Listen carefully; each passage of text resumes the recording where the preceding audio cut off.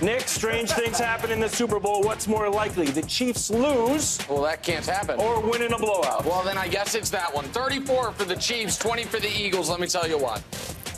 The Eagles' biggest question mark in this game is their quarterback, his health, his experience, his level of play the last 6 weeks. The Chiefs' biggest point of confidence, the guy who I do believe just recently was given an award, I'm not sure exactly what it's called. Oh, yeah, the most valuable player in the entire league is, of course, their quarterback. How does that quarterback play in the postseason? We can show you quickly. I think he's the best at everything ever. We can show you, is he first in everything? Oh, that seems good. What about how his team scores in the postseason since he's been there? Oh, it's the most ever. Oh, that's pretty good. So that then begs the question. Are the Philadelphia Eagles ready for the test that is about to be presented to them? And I don't know about you guys. I know Brew took a very rigorous academic load. I'm not sure about you, Wilds, but I know when Brew was preparing for his AP biology and chemistry exams, he wanted to make sure the tests leading up to it let him know how hard they were going to be. Does this look like the Eagles are ready for this test? Playing the most talented quarterback ever? Because here's the quarterbacks they have faced in the last 16 weeks. The last 16 quarterbacks. It's not good. And the two guys in gold who are kind of good scored an average of 35 points per game on them. So I say all that to say this, Brew. The Chiefs win this game by 2 scores. The Eagles get very uncomfortable. The Eagles have to throw, and that's going to go poorly for them. They're not going to be able to just run the ball. So more likely the Chiefs blow them out.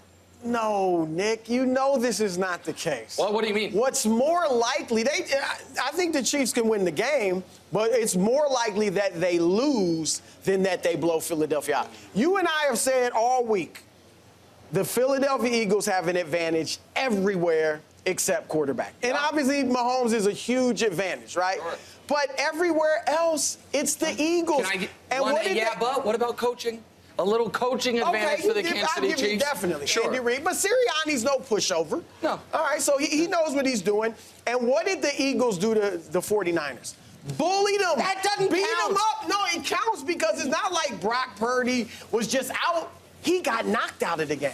All right, that's how physical Philadelphia was. And your guys, we'll see, because you got a good offensive line. Yeah. But if they can't hold off a historically great pass rush, then Mahomes, when did he struggle last time we saw him in the Super Bowl? Against a great pass rush, because his offensive line was hurt. This is a better pass rush, and we'll see if the Chiefs can match the physicality up front of the Eagles, because if they can't, they're in trouble. Can I ask you a quick question, Wiles? Of course. Listen, you have not had many professional failures, but I assume there's been one or two along the way.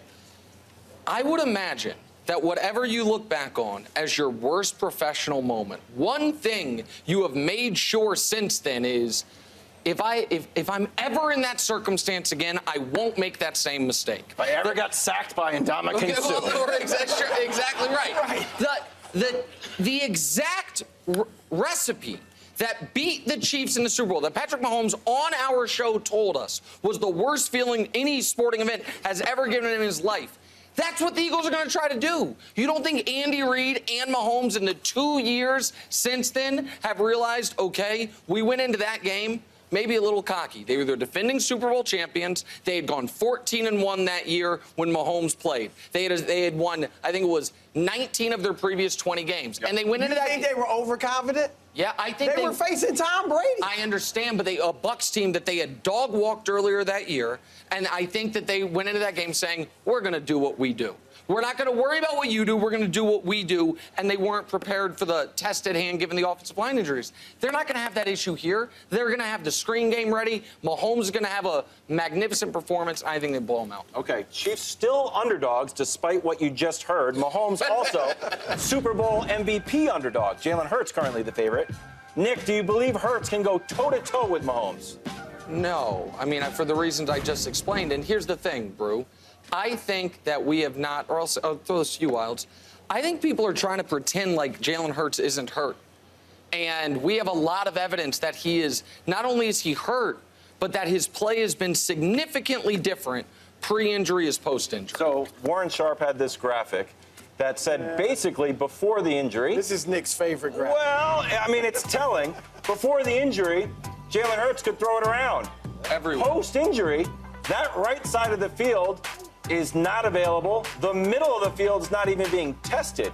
So, Brew, I just look at this and I say, shout out to Warren Sharp, first of all. Second of all, Jalen Hurts is putting on a brave face, and he's locked in, but I don't think he's 100%. I don't think the injury will be an issue. Okay. He's had 2 weeks to get better. We saw him play physically against arguably the best defense in the league. He was running the football down their throats against the San Francisco 49ers. I think he's fine.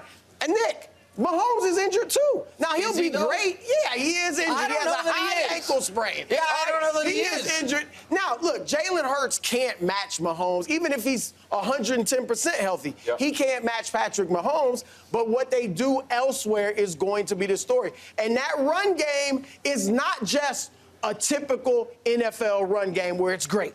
It is a deceptive run game, and his ball handling is spectacular, and that could give the Chiefs some problems. Okay, that cuts both ways, though, a bit. Because you're right. Why is it a deceptive run game? Because they do the RPOs. Is Jalen Hurts going to keep it? Is he going to give it? Coach Mangini on our show talks about this all the time, and he's right.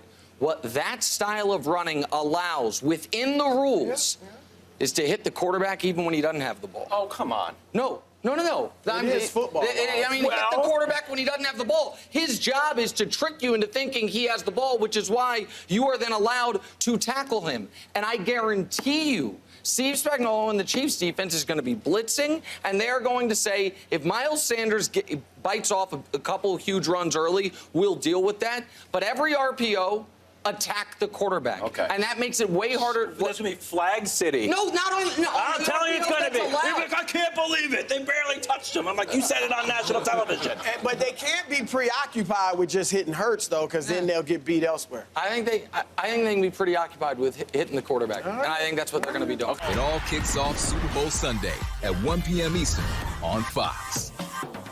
Thanks for watching. Subscribe here to get more from the show and to check out clips from other shows on FS1.